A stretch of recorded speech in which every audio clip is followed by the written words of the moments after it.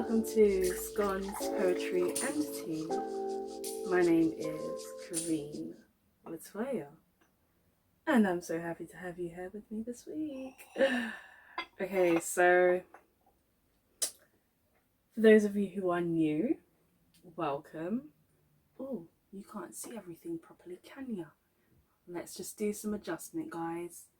So we're going to move you here, and we're going to move you right there. Everyone gets a fair share of being seen today. Alright, cool, I'm done. So if this is your first time coming to I do way too many things. If this is your first time coming to Scones, Poetry and Tea, welcome. Yes, this is some of the craziest to expect. It's not even crazy, it's just the interesting side. This is what you can expect, me laughing at myself as I do. But more of what you can expect, I'll be reading some pieces from this beautiful book, and then I'm going to explain to you what those pieces are about, where they came from, etc. If you watched last week's episode, you will remember that we were in a very dark phase. A very difficult phase. Not dark, but difficult. So we're in the section of pain at the moment. This is what we're talking about. So what I will do this week, because we're still on the last 4 pieces, I'm going to go through the backstory of the pieces first, or more of the trigger warning about the pieces first, before I do get into it, just so you know what to expect. And if you do need to skip, go for it. I am not upset. I won't be upset at all, because I know that these are going to be very difficult topics for some people to listen to. So that's fine. That's absolutely fine. I appreciate you anyway for even popping in. So thank you. Thank you so much. Cool. So one more time.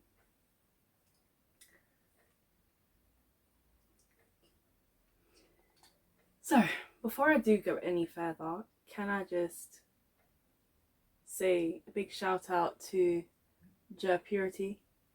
Sure, I ain't even pronouncing it right. Maybe I should have checked before. But please find Instagram page here, because she does the most amazing jewelry and stuff, like handcrafted.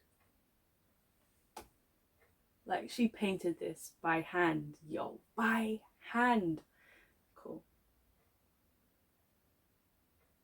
I just had to make that sink in. So yeah. Oh, one more time. And one more time. Yeah, she does some beautiful, absolutely beautiful pieces. So I'm like super excited. Alright. I don't know, guys. I don't know.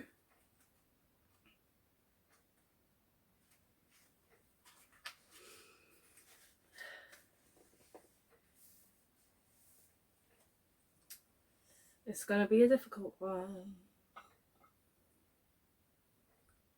I did this already, I think in like the first week or something, first episode, where reminding myself that I'm actually not left-handed. Therefore, this ought to be this way around. So I can pick it up with the right hand. Now let's pretend that we can stick a pinky. Stick a pinky out. Oh my gosh.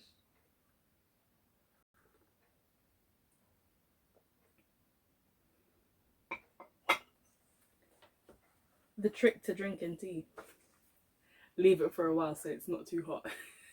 I can't deal with very hot tea. This week I'm drinking instant ginger, and I think the brand is Dalgety. Yeah, something like that. One week I'm just gonna go straight bush tea. We'll find one. We have a lot. Okay, so the first piece for today is called I Wanted to Help, We Are One. 2010, 2011, I think. I feel it was 2010. It was my first year of uni. I wrote a series of poems. So they were all titled I Wanted to Help, and they were all around rape. So this particular piece, I wanted it to be her talking to herself, sort of thing.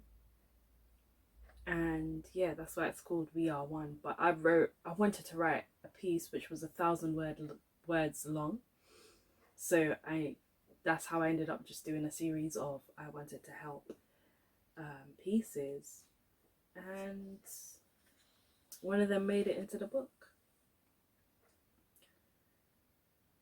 To all the victims of rape, your strength lies in your freedom in being alive today.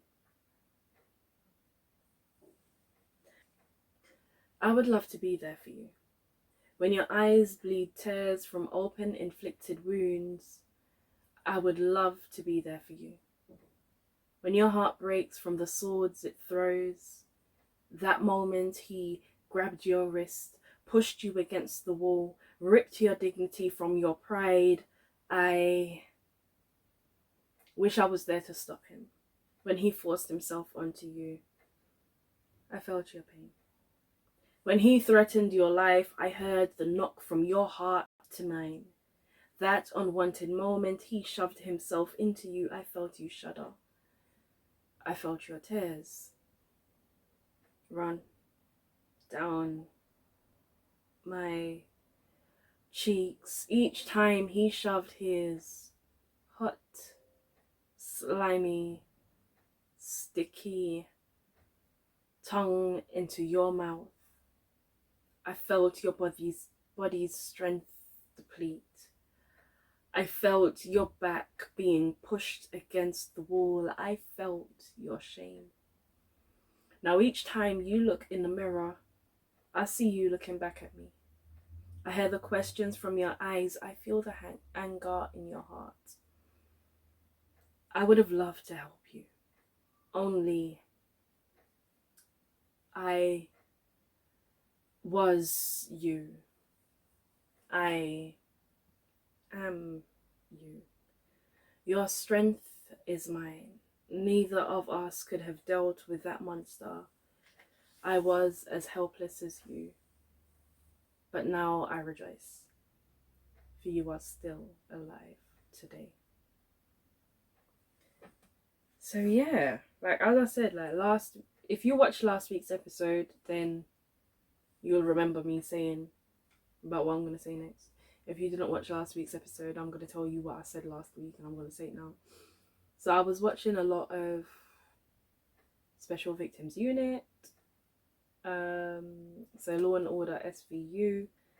I wanted to speak on these so-called taboo subjects. Like, it makes no sense. Why is it a taboo subject when these things are happening, when these things should be spoken about, when people need to know what's going on, when eyes need to really be open and people really need to pay attention?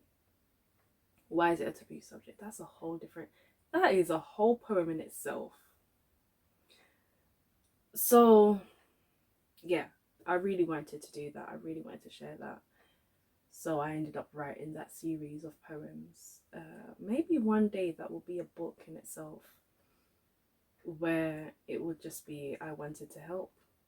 Different situations where Soul wanted to help, but Soul couldn't get involved because Soul didn't have the strength to do it, or Soul just wouldn't have been able to do anything in that moment, apart from the aftermath where Soul will console.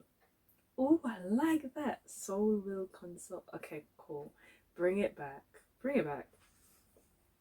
So that's where that piece came from. There's nothing much more for me to say about it.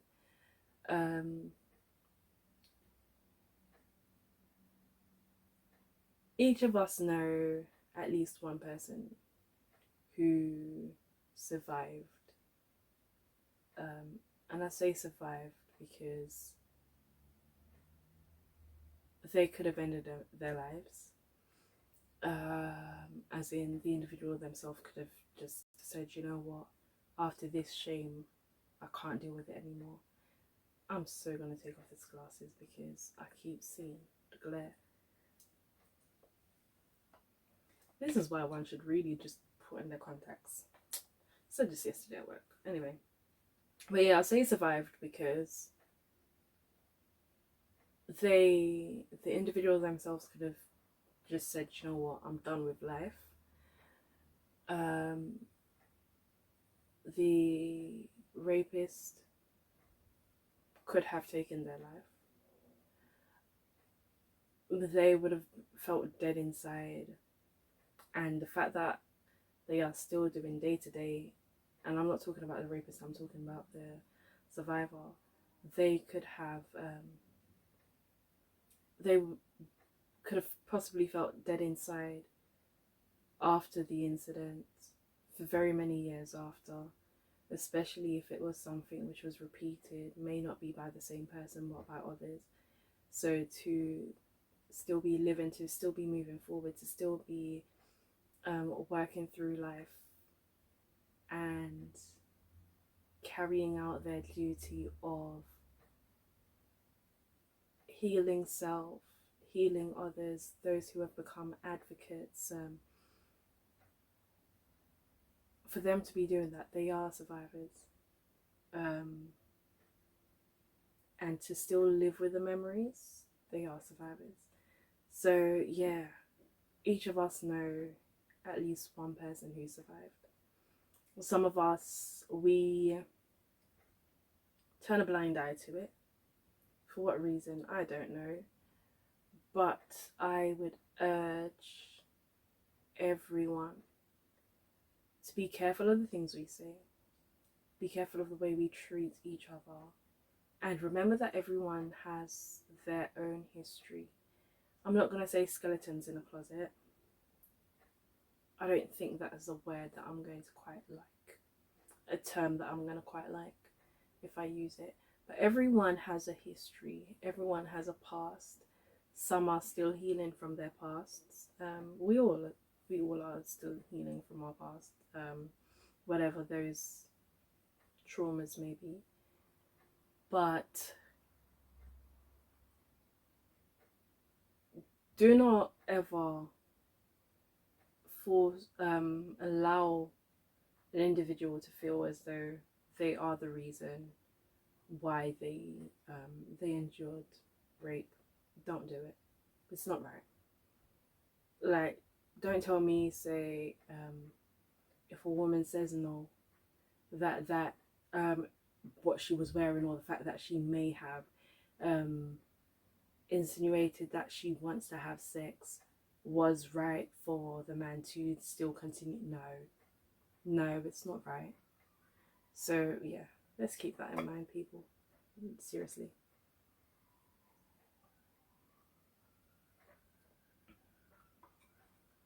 But yeah, and sexual assaults as well, there's so much around this. Well, I'm really trying not to like damage the place and mess up the place or whatever not. So I'm trying to be so slick and so skilled in all of my movements. It will work. I will make it work. So yeah.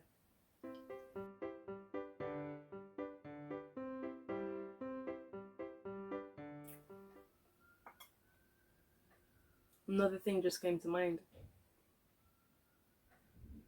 Do not berate a man who has been sexually assaulted. Do not make him feel that he is weak. Do not try to liken him onto a woman, because then you're going to make it seem as though only women, that not even only women, that women should be subjected to, and it's only an issue for women to deal with. Don't do it, because we know not only women are raped, not only women are sexually assaulted, men are as well. So yeah, I'm not gonna go off on a rant. I won't. I feel as though I've said what I needed to say. Yeah, but it is a lot as a poet. Um, I like to say that I write with purpose, and funny enough, my logo actually says redesigning thoughts. If you heard that, that was my doorbell. So yeah, I felt it was right. Yeah, I felt as if it was right for me to write about these things. And when I started to perform again, so this is after secondary school, a break during sixth form, and I got back into it. Like I started performing when I was in university. I was going out and performing these pieces. I was, and as I said last week, I wasn't sure. No, I wasn't sure. I wasn't. Um, Trigger warnings were never a thing for me. I never used to give trigger warnings. I just, because I'm just like, I'm not hearing about these things, and these, what about the people that can't speak up for themselves, and these things are happening, and why are they not being spoken about? So yeah, that was that. And now we're coming into the next side of things, and this piece is called Soulful Blues. Soulful Blues, domestic violence. Yeah, this piece, again, university, so around 2010, 2009, 2010, maybe beforehand, but I really believe like 2009, 2010. So yeah, again, or was this before? This could have been before. I probably performed it around 2009, 2010, but I possibly wrote this piece. I feel like this may have been that piece that I wrote. This piece that I wrote 2007. Went to Philly with the family, and mom had to do a presentation when we got back for church about domestic violence. So she'd asked me to write a piece. And I do believe this is that piece. Yeah, it could have been. So, to the victims of domestic violence, though your cries may be unheard by many, remember to rejoice as you are able to stand up tall after your ordeal. I got that. Blues, clues of a lifetime, for my soul is full of it. Teary-eyed nights turned into the days of blue skies, but my soul still weeps the darkness of last night. I used to dream of having a muscular man hold me close at night. And my dream came true, no doubt, but somehow it switched and turned into a nightmare.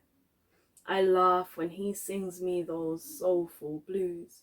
He sings my ancestors' songs into my ears, which does nothing but claw at my heart, same exact way he claws at my skin, leaving his marks on me.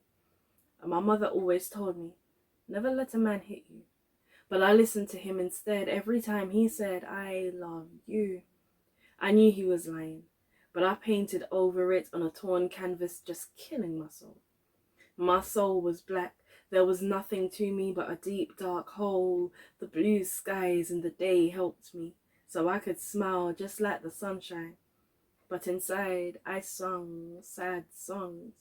Songs which made me wish that instead of sunny skies, I had rain, so I could cry away my pain. But he wouldn't hear me. So he kept hitting me and didn't stop until he broke me, tore me, ripped me, killed me. Now all I do is softly sigh. I can no longer cry, for that too has died. I am complete with emptiness, but no one has the eyes to see it, so I walk around with a blank smile. My soul is full with blue dots. Yep, that's that piece. And yeah, these things, seriously, these things happen and we don't talk about them much. We know they happen, we don't address them. We don't know how to address, or we don't know how to address them. When we try to address them, we're unsure and we hesitate when we do address them. It's not received as it should be. It's received with questions or disdain. As a poet, there are people in, yeah, that shouldn't be done, and whatever not. And we want people to only express their pain, but not the pain of others, especially those of us who feel that, do you know what, this is my purpose. My purpose is to speak on behalf of others. It's not just to speak about myself. Cool, I'm here, I can tell you all about me, but sometimes humanity isn't about me telling you about myself. Humanity is me giving you the opportunity to start thinking about others. It's giving you the opportunity to really think about your role in your response to something. So I'm gonna just leave that there.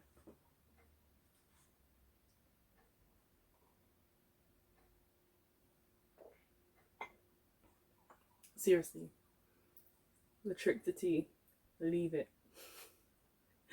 So it's not too hot, so it don't burn up your tongue. Yeah. Alright, this piece now.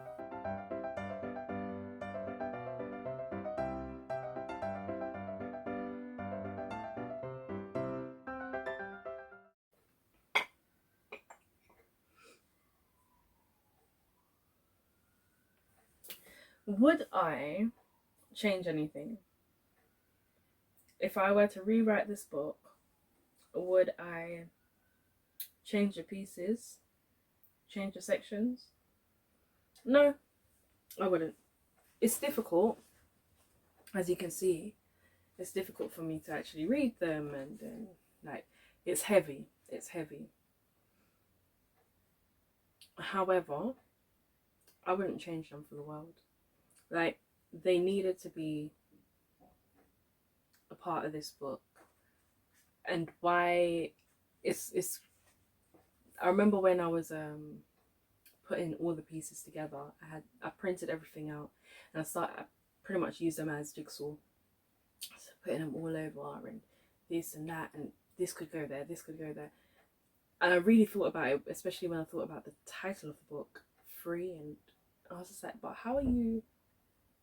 And so actually no, there can be freedom can be found within these situations and so on, because at the end of the day, to get out on the other side means you are free from, you're free from the situation, may not but not the memories as such, but you are still free from that. So there is a sense of freedom from it. So you're not fully free, but you're getting there to complete freedom.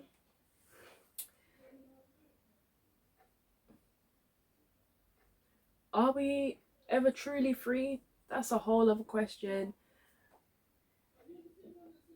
That could be another book. That could be another series of poems. It could just be one poem. But yeah, that's a whole different subject.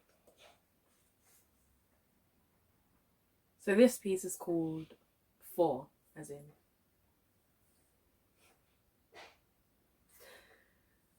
Sorry, I laughed because I was like, hold on, you're putting up your fingers when you know that you're putting up the title. Anyway, yeah, I had a little me moment.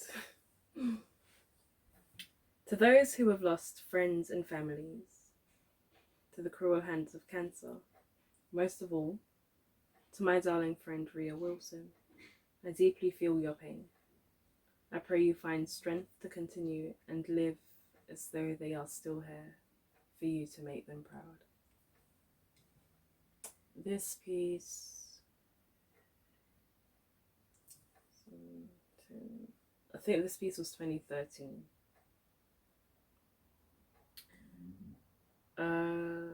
Yeah, Rhea lost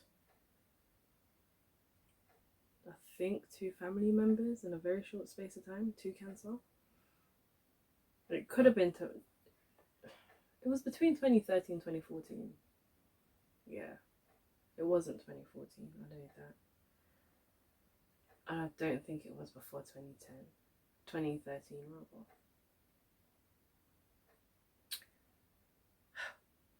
So, here goes for this one. It's no joke, you know. Enters like a plague, ready to destroy, taking its victims, having no mercy. And it's not a she, nor is it a he. It is out of control. It is, well, a pain. It is stage 4, taking its seat, distributing its members to unaffected areas, making them its home. Playing hide and seek, saying, "You can't find me," in the most patronizing, mocking, and unnerving tone. It takes precedence, overriding bodily function, silently flicking switches, ruining happy episodes of life with no complaints. It brings them down. Shutting the blinds, letting no light in, recreating a new song. Ain't no sunshine when it's here. It perfectly ruins perfect imperfections, so now a heart becomes a hole, dug deep beneath feet, slowly writing secret wills and untold secrets, becomes letters hidden in diaries and hopeful chemotherapy sessions, secretly waiting for death, silently waiting. It is that monster which was under our beds, now crept in and slipped into bodies of its chosen victims, giving no date for when it will decide to take them away from loved ones and friends. It comforts no one. It comforts no one. And the toughest set of folks are its children, depending on the strength from others to keep them here as long as possible. Its return for many was like that of a vengeance, mad that its first dose was snatched, soul has come back to take revenge as though its privileges were first stolen. So we hold on to hope, as thin as a strand of hair, praying the strength is that of a rope which will take forever to snap, wanting them to hold on, some asking God to remove their infirmities, whilst others pray to God's leaving the rest, looking to a supposed higher power. It laughs at us as we cry, as we empty our hearts, as we walk around lost, as we die. It somehow figured out that we are not as strong as we were, and though we have denied the truth, it does live in us, so uses that to its advantage.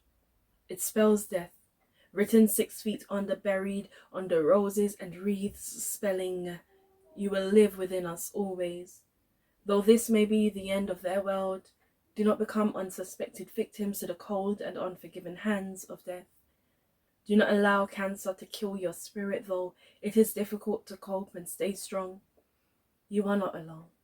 You never were and never will be. Just remember those who are a phone call and a drive away. They would want you to continue and not give up on life. So don't stop now. Continue to be great and take charge of life. The driver's seat is yours and no one else's. Wow. Yeah. That's 4. And when I wrote that, before I wrote that, after Ria lost her family member, can't remember, I feel like it was an aunt, I can't remember honestly. But after that had happened, I feel like that's when I started knowing about stage 4 cancer. I didn't realize that there were different stages to it, and I checked it out. I was like, whoa. Alright, cool. So that's why it's called 4, because it was stage 4 cancer, and learning that is the most, that's that point of what, no return. So when I say no return, wow, talk about making something sound so horrible. But yeah, it's just one of those things, really. And yeah. I mean, there's so much.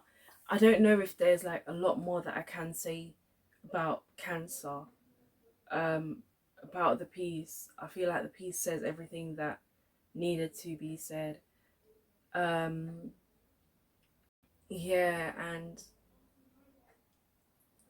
to those of you who have overcome it, I am happy. I'm happy that you're still here. For those of you who have lost loved ones to cancer, condolences, and I hope you remain strong. And yeah, I I don't know what more to say, to be honest.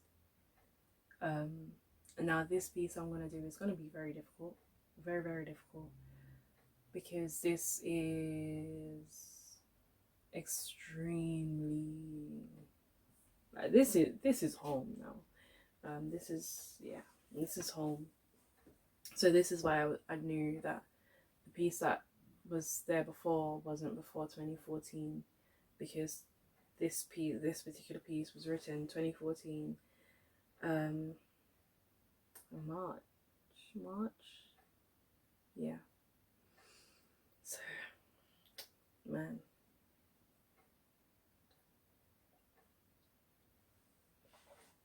I think I managed to do this piece without crying.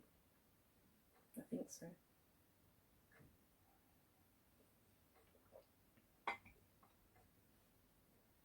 And it's called Papa. Dedicated to my family, the Brown family.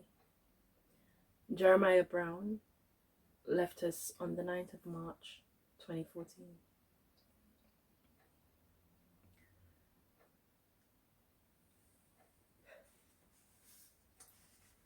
I had never known how hard it was to lose someone until you moved on.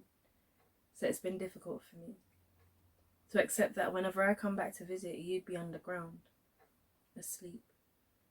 I have struggled and am still struggling to believe that you, the man responsible for my mother's backbone and strength, has been taken from us. Half of a generation which created women, your grandchildren call mothers, was taken from us too soon. I wish I was able to spend more time with you. I wish I had used the time you had left to learn more from you, but I took advantage of time. Now I'm left with wishes and memories, memories I hope will not fade. To hear stories about you from my mother and aunts will help me paint a bigger picture about the man you were. But it will be them flicking through pages of a life you had lived, and knowing that you aren't around will evoke sadness and pain, though laughter will still be shared. The last time I told you goodbye, I left you with a hug.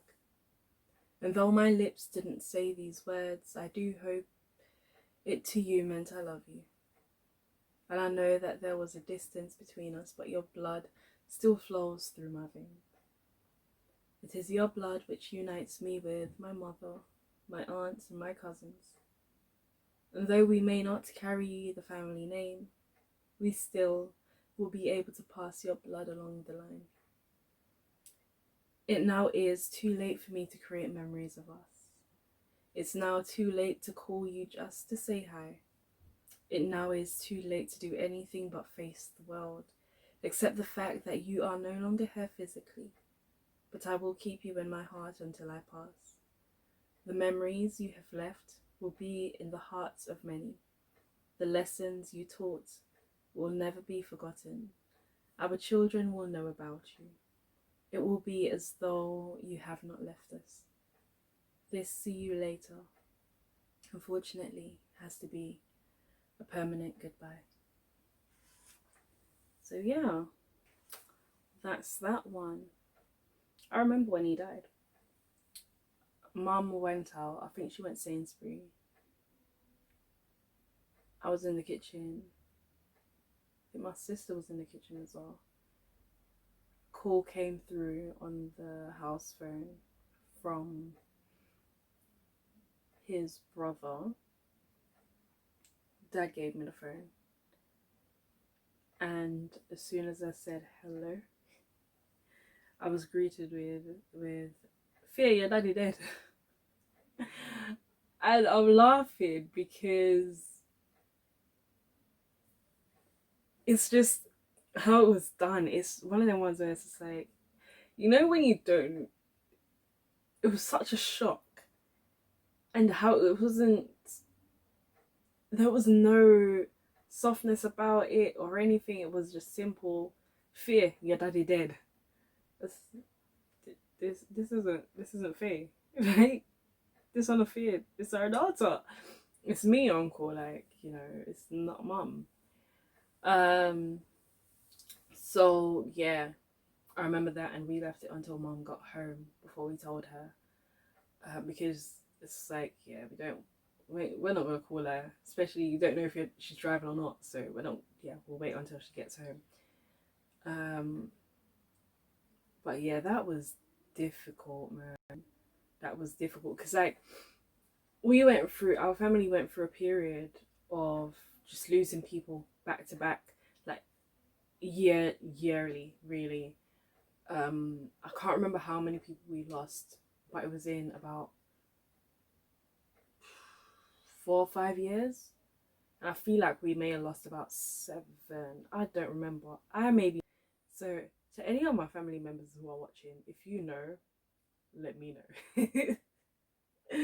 But yeah, this is like the Thompson side of the family now. So it's not even this isn't even the Brown side of the family. This is Thompson side of the family. So we had gone through that, and that started in 2000 and 2007, I think. The first one was, and then after that, it was just someone else, someone else, someone else, someone else. So we had a break from deaths, from family deaths, but they weren't so close. Like, it wasn't any of my grandparents.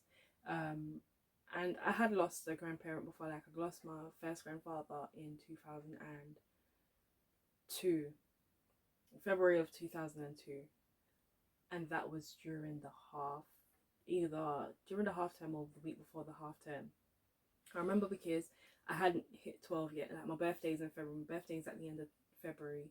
I hadn't hit 12 yet, so I know it was before then. But I was young. Like, I was 11 at that time. Now, and then yeah, it was difficult to see my father in such pain, having lost his father. But now I'm the one being told about my second grandfather from his brother, and it's just like, yo, how does one respond to this? That was very difficult because we had seen him in 2013. So we were in Jamaica 2013, and we went back 2014 for his funeral, and even the piece, I don't think I wrote that piece until probably a couple of days before the funeral. Like, but it definitely wasn't written when it was meant to be written. Like, I knew that I was gonna do it.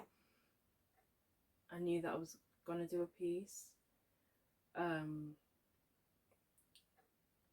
It was already planned that this was gonna happen, but the writing of the piece didn't happen until later on, and it was like, I don't remember. Like, I feel like I may have gotten through it without crying. I think I did, because I think I only started crying at the graveside, and they started lowering him. So yeah, that was a difficult time. And that, yeah, I needed to just put, because that was fresh pain for me, fresh pain for my family. So it had to just be one of the pieces for this book. I couldn't not put this piece in this book. But yeah, we are halfway, guys. We're halfway through 3.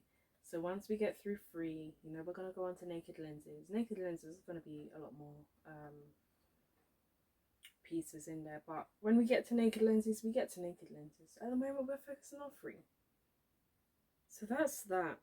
That is actually that. I have nothing else. No, nothing else. So thank you for tuning in. Thank you for coming back. I appreciate you. You are amazing. So amazing. I'm going to leave it right there. So, the usual: like, share, subscribe, and Instagram. I think I should do that slower. Like, share, subscribe, and my hand's getting really awkward now. Instagram. Yeah. And I will see you guys next week for episode 5. Oh my word. Don't forget to check out Jeopardy. Beautiful earrings. Like, queen. And she's got t-shirts as well. But yeah, I thought I would, just because I love these. So I had to go. Alright, I'm done now. That's it. Bye guys. See you next week. Thank you for tuning in. And don't forget to leave some comments below. Alright, I'm done now. I promise you I'm done. Bye.